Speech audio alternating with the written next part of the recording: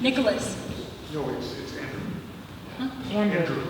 Oh, well, Andrew's next, I'm sorry. Andrew, you have a poem for us. That was one of Fred's favorite. Introduce Andrew. Mom. Say Andrew. Introduce Andrew. Huh? Introduce Andrew. Sorry, everybody, I'm a little thrown. This is Andrew Spach, who's going to read the poem "If" by Rudyard Kipling, Fred's favorite.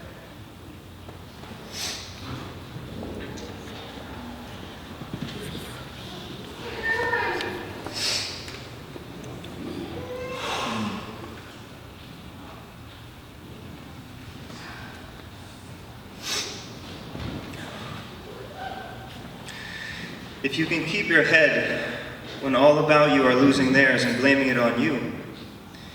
If you can trust yourself when all men doubt you, but make allowance for their doubting too. If you can wait and not be tired by waiting.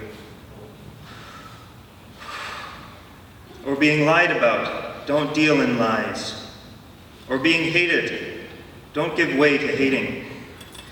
And yet, don't look too good or talk too wise. If you can dream and not make dreams your master, if you can think and not make thoughts your aim, if you can meet with both triumph and disaster and treat those two impostors both just the same.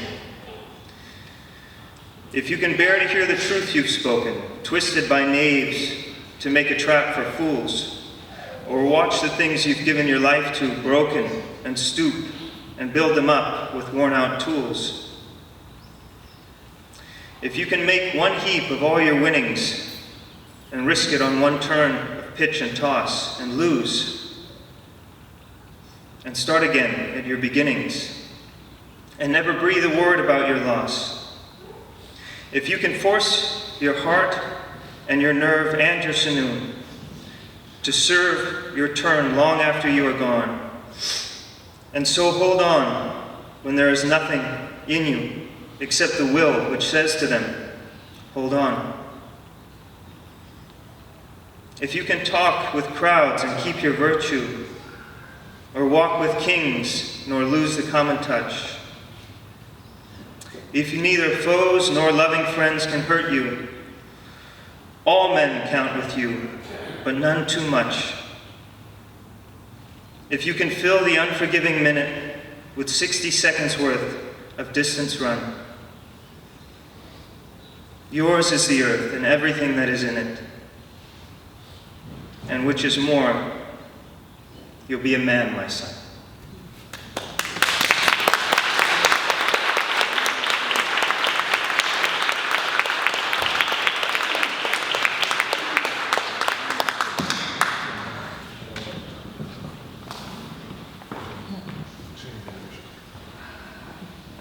She said she didn't want to do it. Joanna, you want to? She's not with it. Then you might have to do it. See, everybody, I really have fallen apart. Now, She doesn't want to see it. now, the family has fallen.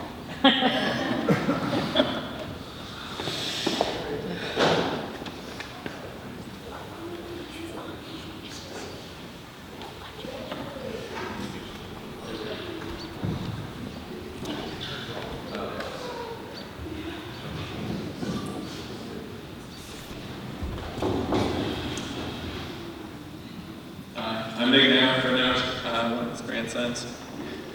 All right. Today we're here to honor the man, the legend, Fred Knauer.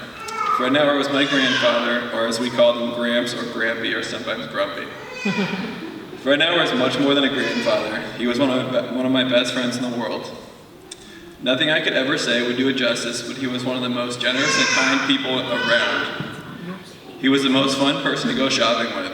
Some of my favorite memories were going with him to Brian's, the meat shop where he was treated as royalty, to Berkeley Bowl where I would man the cart as he explored and hunted for food, to feed the Funston residents, which converted into an unofficial evening restaurant with all of his family, friends, and staff that came to partake in the daily and weekly feast that Fred and Linda put on. He had such a huge presence that you could feel when he was in the room with you, the same way you would feel when someone like Frank Sinatra or another celebrity walked in. He loved to live like a king and treated his kingdom well, from giving large tips to people at parking garages so they always greeted him by name and gave him the best spots, to flying and taking an entire 17-person entourage to Hawaii, where we took over the ground floor of the Mauna Kea.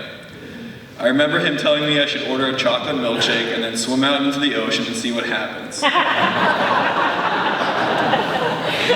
After ordering, I remember swimming out and a few minutes later watching as a waitress dressed only in a bikini walked my chocolate shake out into the water.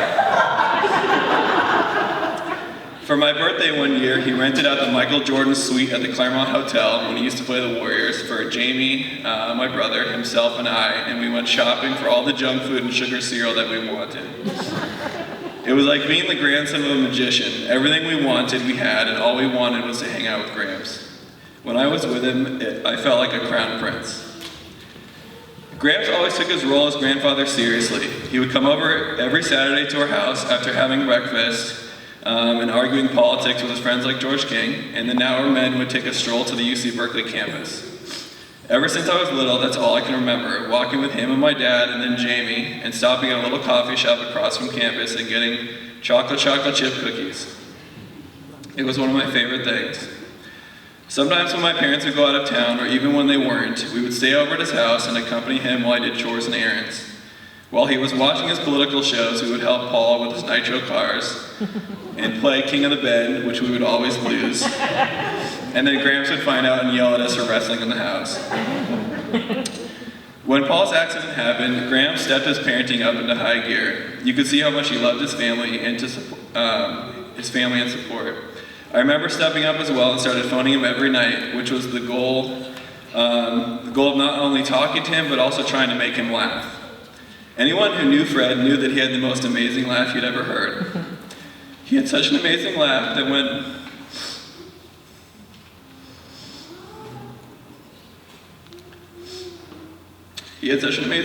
when you made him truly laugh, nothing you could ever do could beat that moment.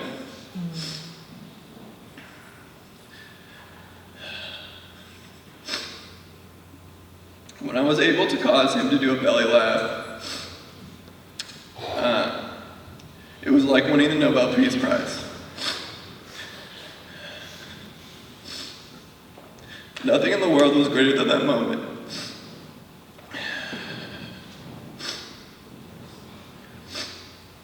The first joke that I can clearly remember eliciting his signature full laugh was when I told him this fart joke when I was in first grade. I can still remember the joke because I can remember him laughing so hard that it's always stuck in my memory. I'd like to share it with you now.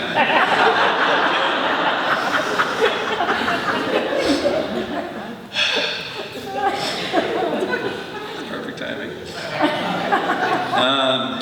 So there was this ancient Indian tribe when it was polite to fart after everything that you said. Remember, this is in first grade. And the big chief of the tribe could not fart. So he sent his best English-speaking messenger to a white doctor. So the doctor had to come in, and the best English-speaking messenger said, and the doctor was like, "How can I help you?" And he said, "Big chief, no fart." So the guy kind of figured it out after a while and kind of looked up the tribe and said, "Okay, give him these pills, have him take them, come back in a week and let me know." So he came back in a week and the messenger said, "Big chief, no fart." So he said, "Okay, give him these a little bit stronger pills and this should work. Come back in a week." So guy comes back a week later, "Big chief, no fart." So he goes, "Okay, these are my strongest pills. These have to work. Come back a week later and let me know." So the guy comes in, the doctor said, "How did it go?" And the guy says, "Big fart, no chief."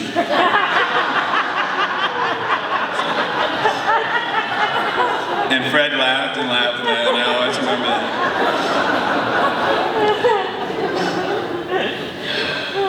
As he always loved to laugh, I think it's fitting to share a few more recent jokes that got a full laugh out of him that I saved. Sorry to all the children in the room. All right. What's the difference between a chickpea and a lentil? What? No president ever paid to have a lentil on their face. All right. It's a Trump joke. All right. I got a couple more of these. Too bad. When the moon hits your eye like a big pizza pie, that's amore. When you swim in a creek and an eel bites your cheek, that's amore.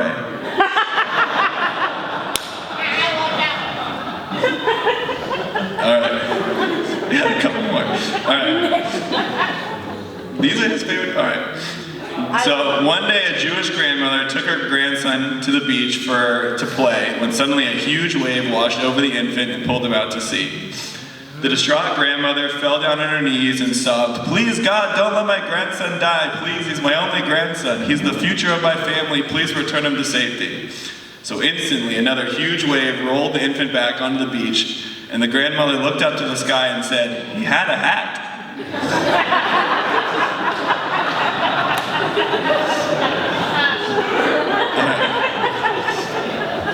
All right, last one. This is one of his favorite ones. All right. So this is a Rodney Dangerfield joke, if you're keeping track. So he said, "My wife always likes to talk during sex. Last night she called me from a Motel 6. All right. That's all of them. All right.